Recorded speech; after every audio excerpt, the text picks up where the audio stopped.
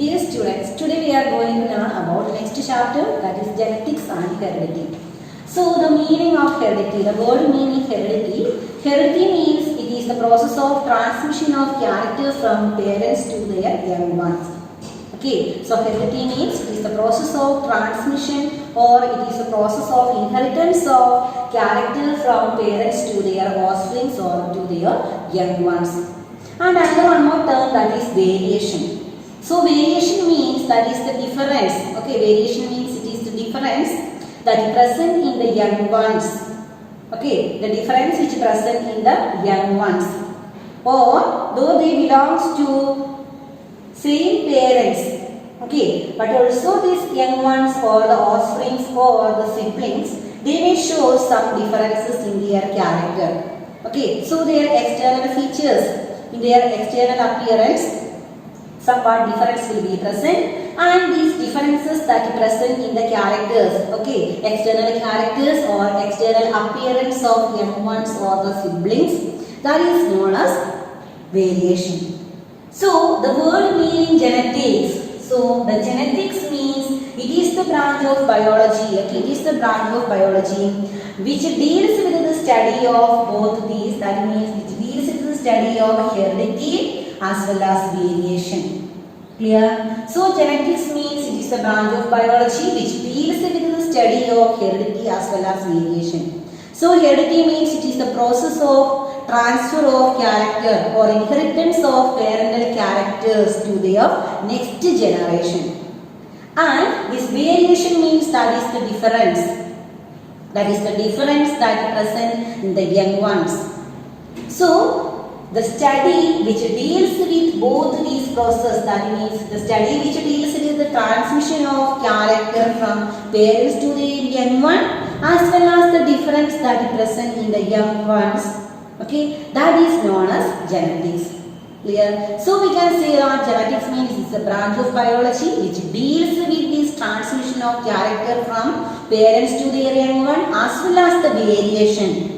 Variation or the changes or the variation that is present in the siblings.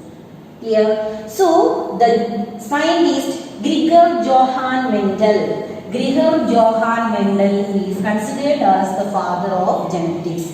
Clear? Gregor Johann Mendel, he is considered as father of genetics. He is an Australian monk, and this Gregor Johann Mendel, he considered as the father of genetics. Clear? Because he deals with the study of this inheritance or the transmission of characters from parents to their young ones. Okay, so that is why he considered as the father of genetics. Clear? Then another term that is regarding to this chapter, that is chromosomes. Okay, chromosomes means they are small thread-like structure that is present in the nucleus. So chromosome means they are small thread-like structure that is present in the nucleus. And this chromosome contains genes which carry genetic information or which carry hereditary information, and it helps in the transmission of parental characters to next generation. Then another some important terms that are related with this chapter, that is gene. So genes are located on chromosomes. So chromosome consists of genes. Okay, at a particular position that is known as locus or loci. Locus. So locus means it is the position. Okay, or at a chromosome, at a particular position these genes are located, and at a particular positions are termed as locus. Okay, so genes are located on locus. Okay, or it is located at chromosome, and which contains hereditary information. So it is known as the hereditary vehicle. So that is why genes are known as hereditary vehicle, because it carry parental characters from parents to their young ones. Clear? The next term, that is gene symbols. Some symbols. In case of genetics, normally we use some symbols to represent the genes. Okay, symbols which used to show some genes. The type of genes, dominant gene or recessive gene. So gene symbol means that is a symbol. Okay, so normally we use some letters. Okay, capital letter to indicate dominant character and for recessive trait or for recessive recessive character, we use small letters. Then trait, another one more term regarding to that. Trait means that is a particular character. Trait means the meaning that is character. Clear? So the dominant trait means the dominant character or the expressed character. Then recessive trait means the unexpressed character or unexpressed trait. And gene symbol mostly used to indicate both these terms. Like dominant trait that normally we used to represent with the help of capital letters. On the other hand, the recessive trait that we used to write by using the symbol small letters. Clear? So here capital letters like capital T, it stands for dominant character. On the other hand, the small letter small t, it stands for recessive character that is dwarfness. Like this capital letter R. Suppose any letter we can consider for a character. So capital R means it can represent red color. Then small letter R means maybe it is white color or purple color or any other color which shows the recessive character. Clear? So according to that we can write any letter. According to the character we can write the letter. So for dominant character we have to write the capital letters, and for recessive trait we have to write it small letter to represent that particular recessive character. So if we are using capital T for tallness and its recessive feature that is dwarfness. So to represent dwarfness we should use small letter T. Clear? Likewise, if we are using capital R to represent any dominant feature, and for its recessive feature, we should use small letter R. Clear? Likewise, any letter we can use to represent dominant or recessive trait. Like alleles, another important term that is alleles. Alleles means they are various forms of genes. Alleles means they are various forms of gene. Example, capital T, capital T. Then capital T, small t, okay, or small t, small t. Capital R, capital Y, small y, capital R, small r, capital W, small w, capital A, small a, capital B. So these are the different forms of genes. Here, so different forms of genes that is known as alleles. Like capital T which represents tall character, homozygous tall character, capital T, small t, heterozygous condition, that means both alleles are having different letters. So next we will discuss about that homozygous. Homozygous means the gene or the allele which have same type of letters or identical alleles. Okay, so both alleles are identical or they are same. For example, here already I have written that capital T. So both these letters or alleles are same or identical. Then small t. That means also both letters or both alleles are identical to each other. Like this, any other letter, capital B. Homozygous condition. Small r. That also homozygous condition. On the other hand, heterozygous condition means having contrasting alleles or having different alleles. Capital T, small t. So one allele is capital T and second allele that is small t. So one allele that is capital T and another allele that is small t. So capital T, small t means both these alleles are different or dissimilar alleles. These letters are, look at, these two letters are totally different from each other. One is capital R and another one is small letter. Likewise, any letter we can write capital R, small r, capital Y, small y, clear, capital B, small b. So all these belongs to heterozygous condition. Clear? So one dominant allele and one recessive allele is present. Then another term that is genotype and phenotype. So genotype means it is the genetic makeup of an organism.